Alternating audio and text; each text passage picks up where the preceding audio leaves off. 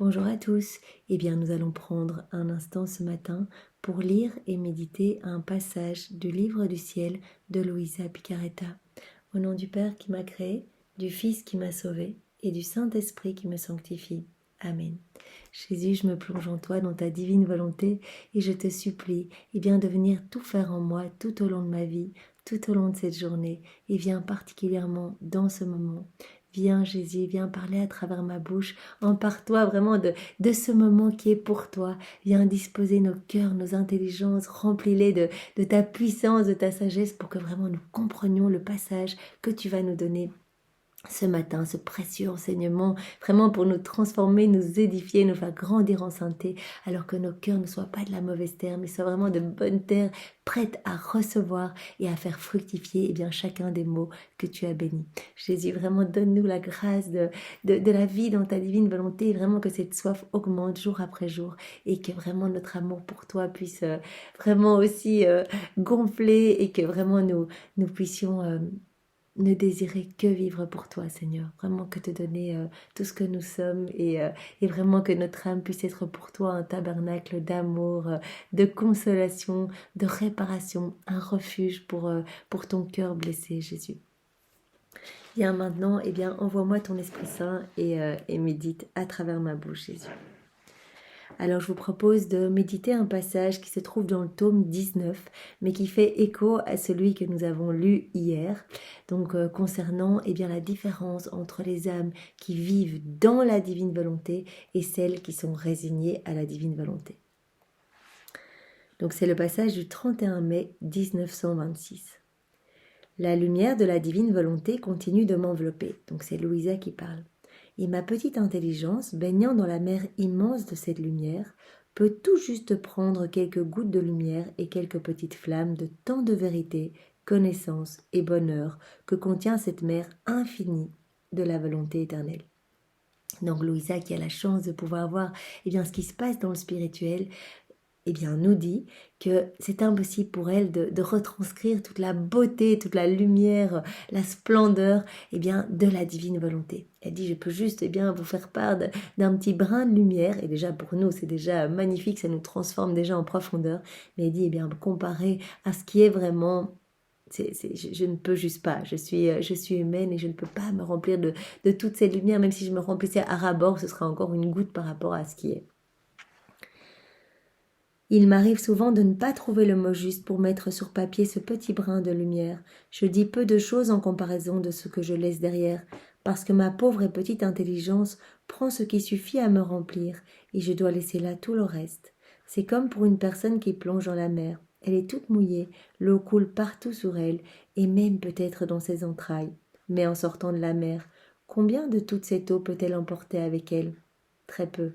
En fait, presque rien comparé à l'eau qui reste dans la mer. Donc elle prend cet exemple, quand on se plonge dans la mer, on ne peut pas emmener avec nous toute l'eau de la mer. Et c'est comme ça qu'on s'immerge dans la divine volonté. On va se remplir de toute cette lumière. Jésus va venir nous purifier et vraiment nous embellir, nous ennoblir notre âme. Mais c'est rien comparé à toute cette mer immense et lumineuse de la divine volonté. Après avoir été dans la mer, peut-elle dire combien il y a d'eau dans la mer, combien d'espèces de poissons et leur nombre ? Certainement pas, mais elle ne sera capable que de parler du peu de ce qu'elle a vu dans la mer. Tel est l'état de ma pauvre âme. Donc vraiment, ce qu'elle nous dit ici, ce qui est un trésor énorme pour chacun de nous, c'est rien comparé à ce qui est réellement et ce que Jésus veut nous donner.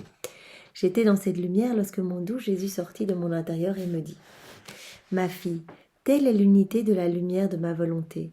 Et afin que tu puisses l'aimer de plus en plus et être confirmé davantage en elle, je veux te faire connaître la grande différence qui existe entre celle qui vit dans ma volonté, dans l'unité de cette lumière, donc unie à cette lumière, unie à la divine volonté, et celle qui se résigne et se soumet à ma volonté. Donc il y a cette différence, et Jésus vraiment s'adresse à Luisa, à travers Luisa il s'adresse à chacun de nous pour que nous puissions vraiment désirer ardemment cette vie dans la divine volonté. Il va nous montrer une fois de plus la différence énorme qu'il y a entre le fait de juste faire la volonté de Dieu et vivre dans la volonté de Dieu.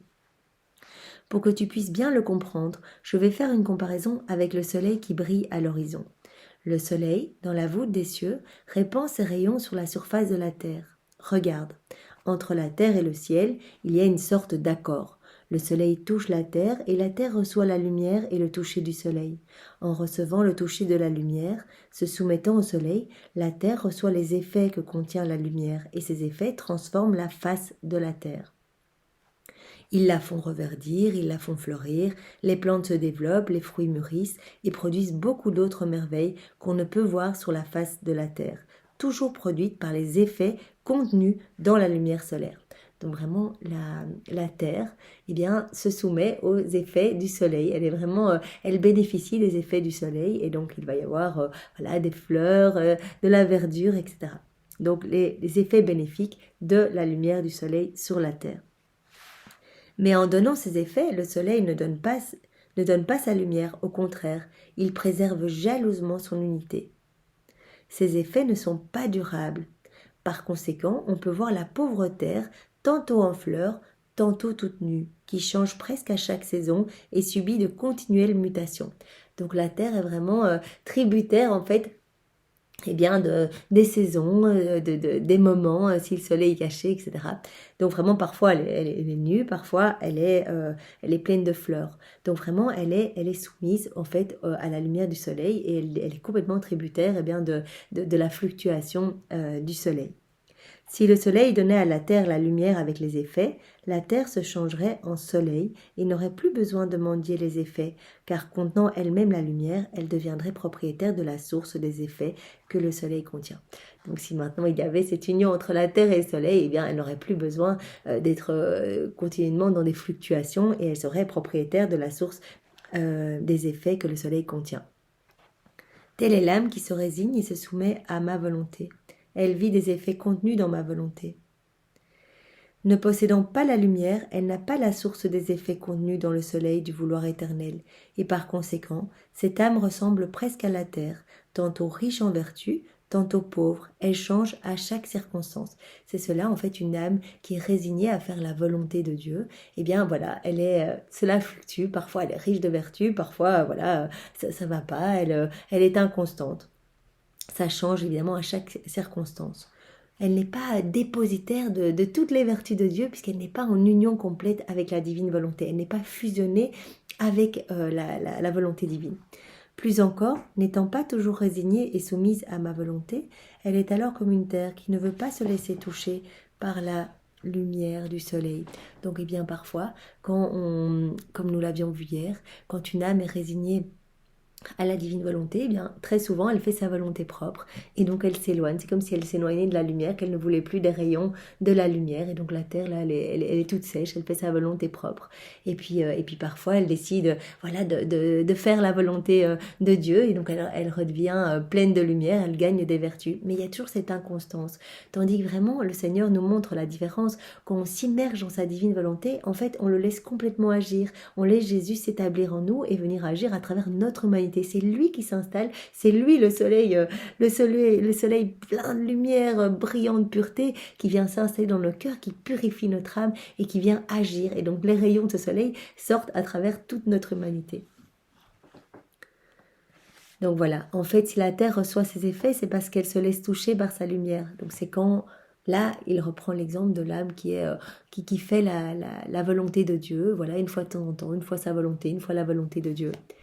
Et donc, quand elle reçoit les effets du soleil, c'est quand elle accepte de se laisser toucher par la lumière. Sinon, elle reste déserte, incapable de produire un simple brin d'herbe.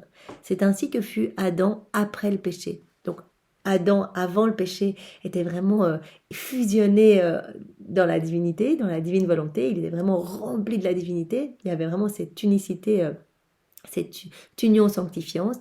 Et puis, après le péché, il a quitté la divine volonté, il est rentré dans sa volonté propre, et il essayait encore une fois de temps en temps, de faire la divine volonté. C'est ce qui s'est passé. Il perdit l'unité de la lumière, donc l'union sanctifiante, et par conséquent la source des biens et des effets que contient le soleil de ma volonté. Il ne ressentait plus en lui-même la plénitude du divin soleil. Il ne pouvait plus voir en lui-même cette unité de lumière que le Créateur avait fixée dans les profondeurs de son âme et qui, lui communiquant sa ressemblance, faisait de lui sa fidèle copie. Eh bien oui, quand nous sommes vraiment immergés dans la divine volonté, eh bien nous regagnons cette ressemblance, ce pourquoi nous avions été créés. Donc Adam avait cette ressemblance au début, il était rempli de la divinité. Il était vraiment dans ce flux et reflux d'amour avec la Trinité Sainte, et tout était facile puisque c'était vraiment la divinité qui rejaillissait à travers toute son humanité. Il a perdu cette ressemblance en voulant faire sa volonté propre, et après, immergé dans sa volonté propre, il n'a tissé que noirceur, que vice. Il s'est vraiment plongé dans tous les péchés en fait. C'est de là qu'a découlé tout ce que nous connaissons aujourd'hui de mauvais. Donc au début, vraiment, c'était la fidèle copie de Dieu. Avant le péché, comme il possédait la source de l'unité de lumière avec son Créateur, chacun de ses actes était un rayon de lumière qui envahissait la création tout entière. Nous l'avions vu, chaque acte fait dans la divine volonté, et donc Adam au départ qui était vraiment immergé dans la divine volonté, chaque acte était vraiment lumière. Et vraiment chaque rayon de ce soleil, créé par chaque acte fait dans la divine volonté, envahissait toute la création entière, donc vraiment la création dans le ciel, etc.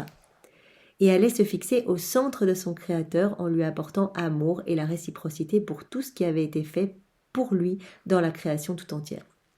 Donc chaque acte fait par Adam dans la divine volonté, était vraiment comme un soleil, vraiment rejaillissait sa lumière partout dans la création, et c'était comme cela que Adam était vraiment dans un cycle de réciprocité d'amour, dans un flux et reflux d'amour avec son Créateur, parce que ça rendait gloire vraiment à la Trinité Sainte. Il était celui qui harmonisait toutes choses et formait la note d'accord entre le ciel et la terre. Donc il y avait vraiment cette harmonie entre le ciel et la terre. Mais après son retrait de ma volonté, ses actes n'envahissaient plus le ciel et la terre comme des rayons, mais ils rétrécissaient, presque comme des plantes et des fleurs dans le petit cercle de son champ, perdant ainsi toute l'harmonie avec toute la création. Puisque la création a été faite dans la divine volonté, nous voyons bien que toute la création répond au souffle divin, et donc répond saison après saison à la divine volonté, et nous sommes vraiment les seuls à avoir quitté cette union avec la divine volonté, et donc nous ne sommes plus en harmonie avec la création. C'est pour cela que vraiment la nature se déchaîne contre nous. Il est devenu la note discordante de toute la création.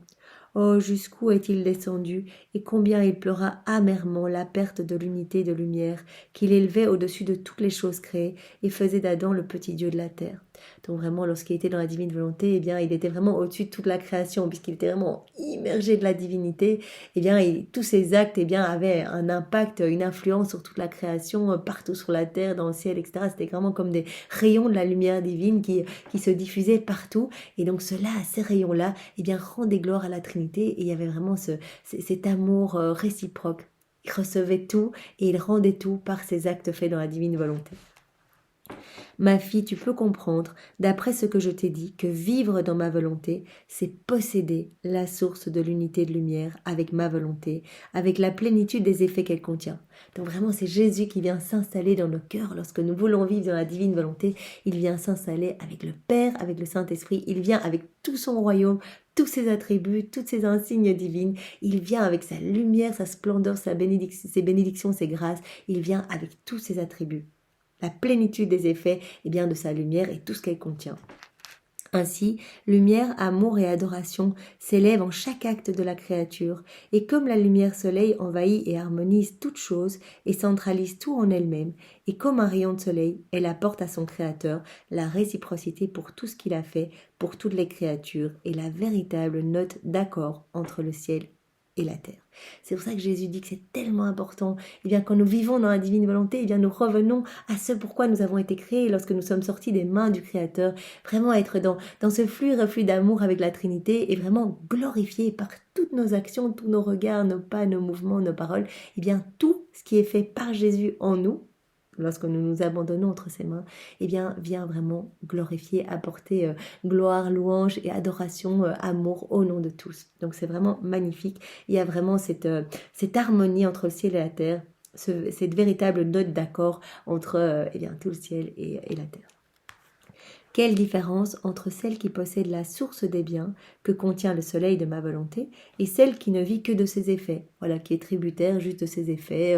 Si elle s'ouvre, qu'elle a envie de faire la volonté de Dieu, eh bien elle va développer quelques vertus. Mais voilà, si elle retombe dans sa volonté propre, elle perd, ça se dégonfle, elle retisse de nouveau des ténèbres dans son âme. Le soleil possède toujours la plénitude de sa lumière et de ses effets. Il est toujours éclatant et majestueux dans la voûte des cieux, et il n'a nul besoin de la terre. Il touche toutes choses, mais il est intouchable et ne se laisse toucher par personne. Et si quelqu'un osait fixer son regard sur lui, il l'aveuglerait de sa lumière. Par contre, la terre, elle a besoin de tout. Et elle se laisse toucher et dépouiller. Et sans la lumière du soleil et ses effets, elle ne serait qu'une sinistre et misérable prison. Par conséquent, il n'y a pas de comparaison possible entre celle qui vit dans ma volonté, donc qui devient lumière, et celle qui vit de sa volonté propre, qui est comme la terre, qui ne peut rien par elle-même, qui si elle n'a pas la lumière, elle meurt.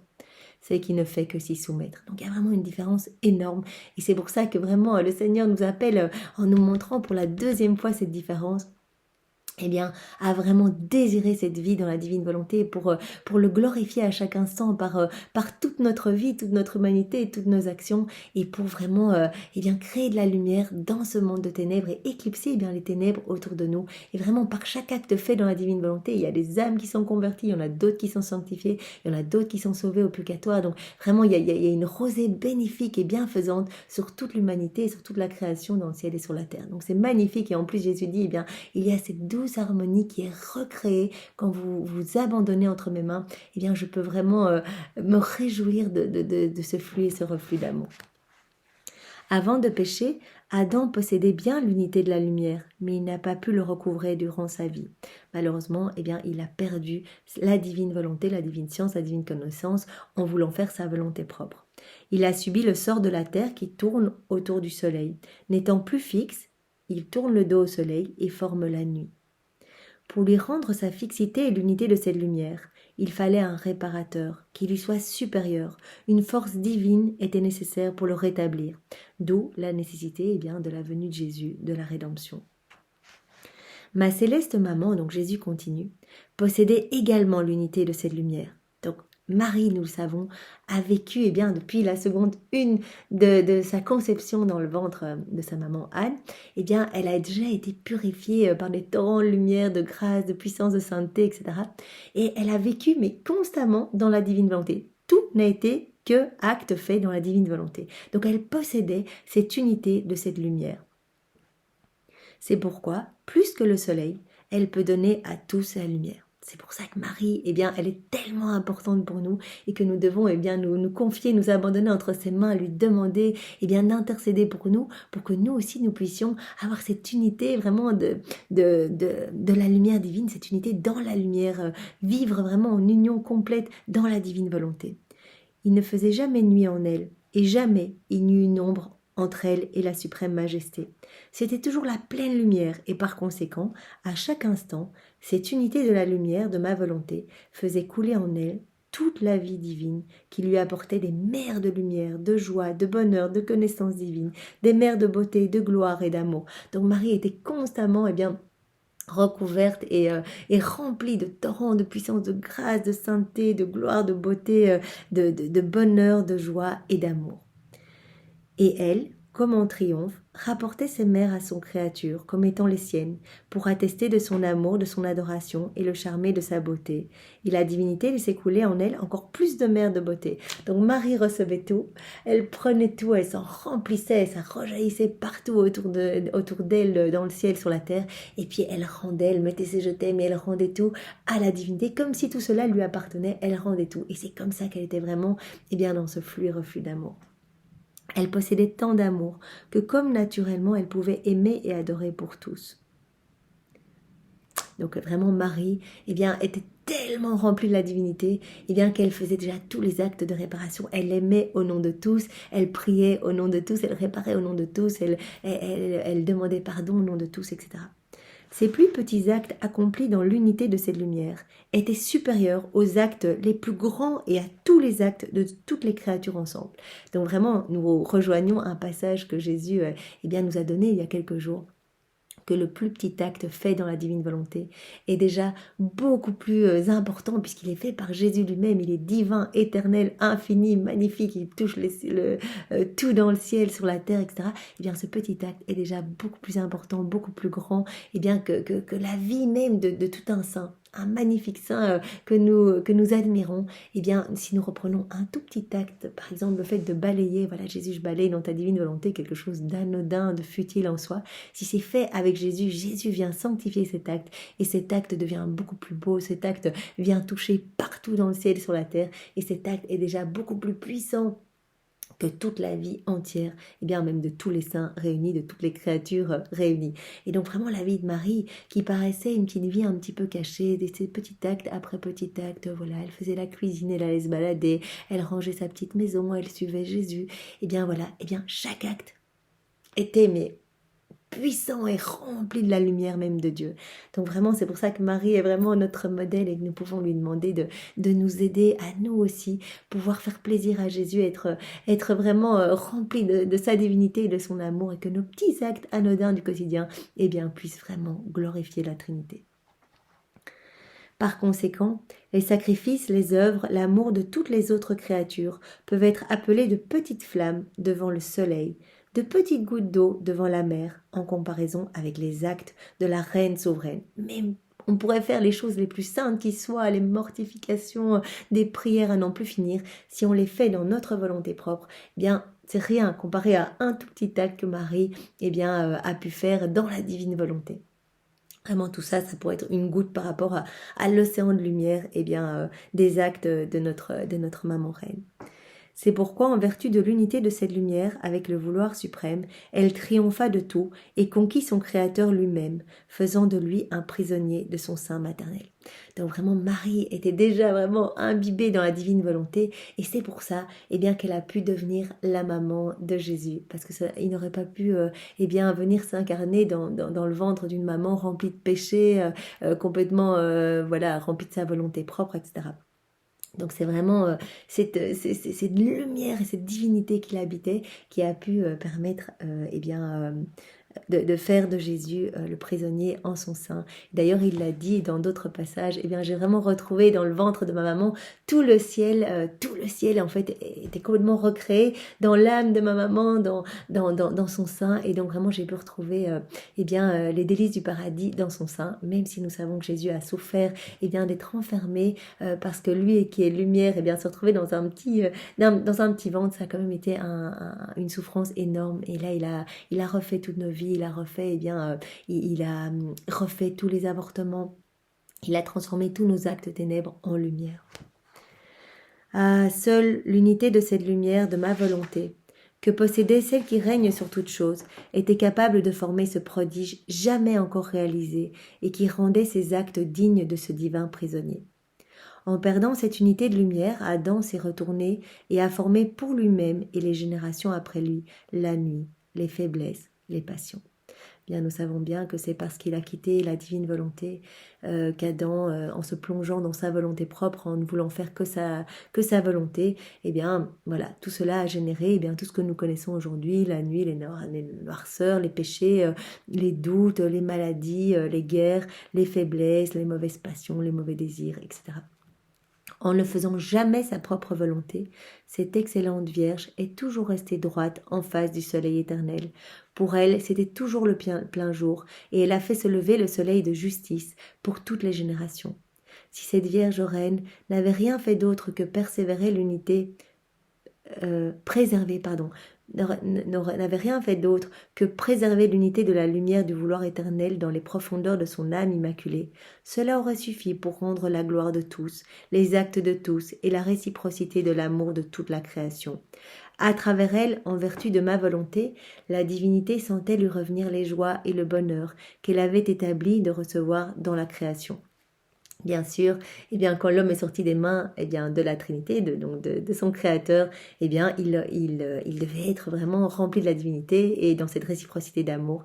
Et donc vraiment, comme il a quitté la divine volonté et n'a entraîné que noirceur et ténèbres sur la terre, Marie est venu pour réparer, pour ramener de la lumière et vraiment pour redonner à la Trinité toute la gloire que les hommes devaient lui donner. Et vraiment, il y a toutes les joies, le bonheur qu'elle avait établi de recevoir dans la création sont rendus à la divinité. Par conséquent, elle peut être appelée la reine, la mère, la fondatrice, la base et le miroir de ma volonté, en qui tous peuvent se refléter pour recevoir d'elle la vie.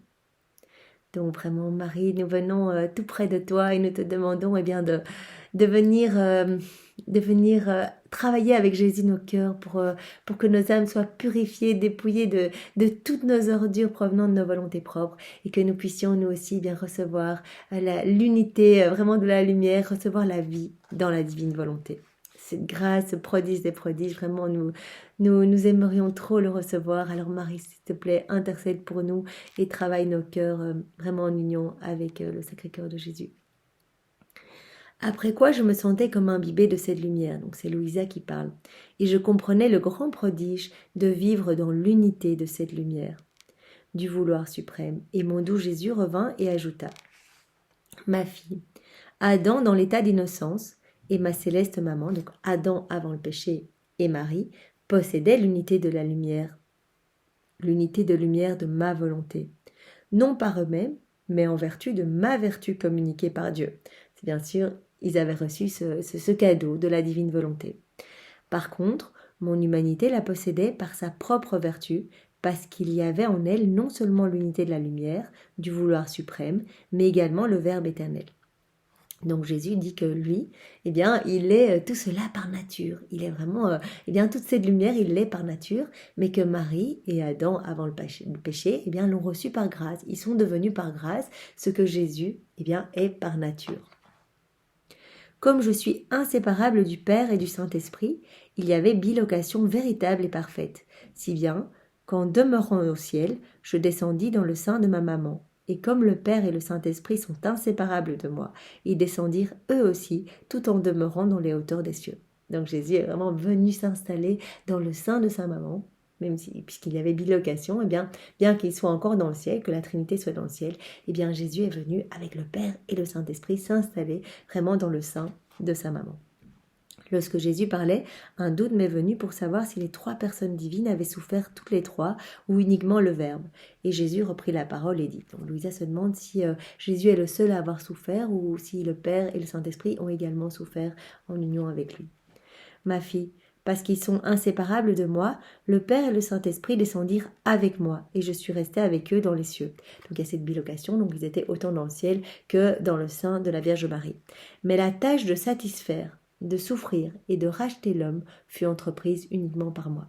Donc Jésus est le seul à avoir souffert pour réparer, pour refaire tous nos actes dissociés de la divine volonté. Voilà, toutes ces choses, ces paroles, ces pensées, ces regards, ces pas, ces actions, ces battements de cœur, tout ce qui n'a pas servi à glorifier le Père, tout ce qui n'a pas été dans cette réciprocité d'amour, tout ce qui a été teinté de notre volonté propre, Jésus est revenu pour relier notre volonté propre à la divine volonté et vraiment réunifier l'homme et le replonger vraiment dans l'acte unique et éternel d'amour.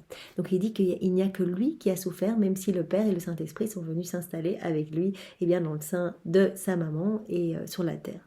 C'est moi, le Fils du Père, qui assuma le rôle de réconcilier Dieu avec l'homme.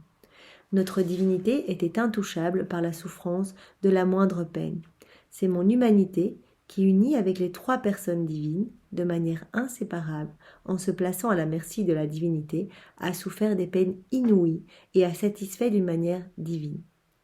Donc comme nous le savons, Jésus, dès la seconde 1 de son incarnation jusqu'à sa mort, a souffert tous nos manquements, tous nos actes dissociés de la divine volonté, il les a soufferts dans sa divinité. Il nous a vus à travers les siècles, de par sa divinité, il a pu vraiment reprendre tous nos actes, les nôtres aussi, et vraiment il a tout refait, il a tout souffert dans sa divinité, dans son humanité. Il a tout refait. Comme mon humanité possédait non seulement la plénitude de ma volonté et sa vertu propre, le Verbe lui-même, de même que le Père et le Saint-Esprit, en conséquence de notre inséparabilité, a surpassé d'une manière plus parfaite l'Adam innocent et ma maman elle-même. Puisque vraiment lui, il était en union avec le Père, le Saint-Esprit, tout ce qu'il a fait, Eh bien sûr, il l'est par nature, il est cet acte unique et éternel d'amour, et donc vraiment, il a pu reprendre tout et faire toutes les réparations, et cela, eh bien, a surpassé, bien sûr, ce qu'a pu faire Adam et Marie elle-même, qui, eux, ont reçu par grâce ce que Jésus est par nature. En fait, il y avait en eux la grâce, et en moi, la nature. Il devait retirer de Dieu la lumière, la grâce, la puissance et la beauté. Mais en moi était la source de la lumière, de la beauté, de la grâce. Donc c'est vraiment ce que nous avons dit. En Jésus, eh bien, c'est la source de la beauté, de la grâce, de la puissance, des bénédictions. C'est la source de toutes les vertus à la perfection. Et Marie et Adam, dans son état d'innocence, eh bien, ont reçu toutes ces vertus, ont été remplis à ras-bord de toutes ces vertus. Mais eux, ils l'ont reçu. Ils sont vraiment devenus par cadeau ce que Jésus, lui, est par nature. Vraiment, il a tout ça en lui. C'est lui la source. Ainsi, la différence entre moi, comme nature, et ma maman elle-même, comme grâce, était si grande qu'elle est demeurée éclipsée devant mon humanité. Par conséquent, ma fille, sois attentive. Ton Jésus possède la source jaillissante et a toujours quelque chose à te donner. Tu as toujours quelque chose à recevoir. Donc vraiment, Jésus peut nous remplir à tout instant puisque lui, il est la source de tous les bienfaits, de toutes les grâces. Si nous voulons la joie profonde, eh bien nous devons revenir à la source. Jésus, la source, et nous devons lui demander de remplir notre cœur de cette joie divine. Si nous avons besoin eh bien, de pardonner, que nous n'arrivons pas à pardonner, eh bien nous pouvons nous immerger dans la divine volonté de Jésus, vraiment nous unir à Jésus, prendre son pardon, le pardon qu'il a donné sur la croix au bon larron, qu'il a donné sur la croix à ses bourreaux. Nous pouvons prendre le pardon de Jésus et pardonner avec le pardon même de Jésus. Si vraiment dans une situation nous sentons l'impatience, eh bien immergeons-nous dans la divine volonté de Jésus et prenons la patience même de Jésus et aimons et vraiment soyons dans les choses du quotidien avec la patience et la paix même de Jésus. Si vraiment nous sommes calomniés, que nous sommes tristes face à des jugements, des méchancetés, eh bien demandons pardon pour ces méchancetés à Jésus et vraiment réparons en union avec les réparations même de Jésus, avec les prières même de Jésus qui lui aussi a été calomnié et a subi eh bien toutes sortes d'humiliations. Et vraiment demandons l'humilité de Jésus, plongeons notre orgueil dans son humilité et vraiment complètement unis à Jésus, et bien demandons-lui de venir faire resplendir et bien toute son humilité qui est la source et bien de toutes les grâces et vraiment la clé royale pour pouvoir vivre complètement unis à lui dans sa divine volonté. Peu importe ce que je pourrais te dire sur ma volonté, j'aurai toujours quelque chose d'autre à ajouter, et ni ta courte existence en exil, ni l'éternité tout entière ne suffiront à te faire connaître la longue histoire de ma suprême volonté, et à t'énumérer les grands prodiges qu'elle contient. Donc vraiment, Louisa, déjà en 36 tomes, eh bien, ce n'est qu'une ombre par rapport à vraiment ce qu'est la divine volonté. Il dit vraiment, même si toute ta vie tu te plongeais seconde après seconde pour essayer de comprendre ma divine volonté, eh bien ce ne sera encore rien par rapport à ce que ça est réellement. Donc vraiment, je crois qu'on aura des surprises magnifiques au moment de notre mort, que nous allons voir et bien tous nos actes faits en union avec Jésus, puisque c'est lui qui agit en nous quand on lui laisse notre humanité. Eh bien déjà, Louisa en parlait quand elle a pu voir eh bien, à la mort de Marie, tous ces soleils qui ont été créés par chaque acte fait dans la divine volonté par Marie, puisque tout n'était que acte uni à la Trinité Sainte. Alors vraiment, je crois que voilà, nous n'aurions pas assez de toute notre vie pour comprendre ce qu'est la divine volonté, mais demandons déjà cette grâce de pouvoir recevoir ne fût-ce qu'une petite goutte de cette lumière, et que vraiment cette goutte puisse éclairer notre intelligence, puisse ouvrir notre cœur, et que nous puissions eh bien, être disposés acte après acte à nous offrir, à nous abandonner dans les mains divines de Dieu et à devenir eh bien, des cires molles, des argiles entre ses mains divines. C'est vraiment, Jésus, ce que je souhaite pour chacun de nous, que nous puissions être de dignes instruments d'amour, de paix et de miséricorde entre tes mains.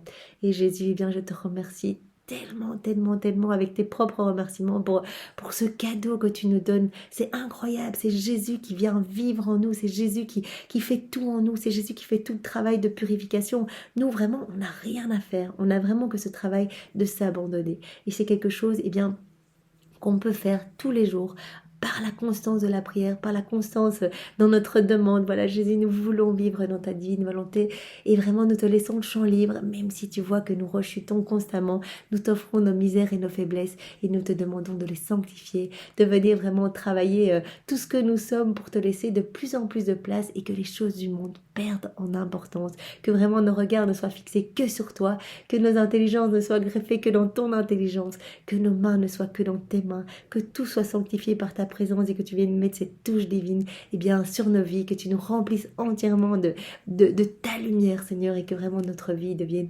lumière et vraiment une torche d'amour pour enflammer les personnes autour de nous de ta présence, Seigneur. Merci Jésus, vraiment nous te louons avec tes louanges, nous t'aimons avec ton amour, avec tes propres je t'aime Jésus, nous t'adorons avec tes adorations, nous te bénissons avec tes bénédictions et vraiment nous nous prosternons à tes pieds au nom de toute l'humanité entière pour te dire merci Jésus, merci infiniment et vraiment c'est au nom de tous que nous prenons ce moment pour que vraiment il y ait beaucoup d'âmes qui se convertissent ce matin et beaucoup d'âmes qui reviennent à toi, beaucoup d'âmes qui viennent et qui s'ouvrent à ce prodige qui est ta divine volonté, la vie dans ta divine volonté. Alors nous pouvons également placer la semence de ta divine volonté dans tous les esprits, Jésus, pour que des âmes viennent s'ouvrir à la vie dans ta divine volonté, Seigneur. Merci Seigneur et vraiment soyez tous bénis et donnez plus de temps Seigneur, vraiment demandez cette grâce de vous souvenir de la paix dans chacune de vos actions, il vous donnera ces grâces parce que vraiment tout ce qu'il veut c'est que vraiment toute gloire soit rendue à la Trinité et que toutes les âmes soient sauvées, qu'aucune âme ne se perde. Alors vraiment soyons de bons instruments pour ramener beaucoup d'âmes au pied de la Trinité, vraiment dans notre patrie céleste, que vraiment tout le monde arrive à bon port et que Jésus ne soit plus triste de voir des âmes lui échapper. Au nom du Père et du Fils et du Saint-Esprit. Amen. Soyez tous bénis. Passez une belle journée. Au revoir.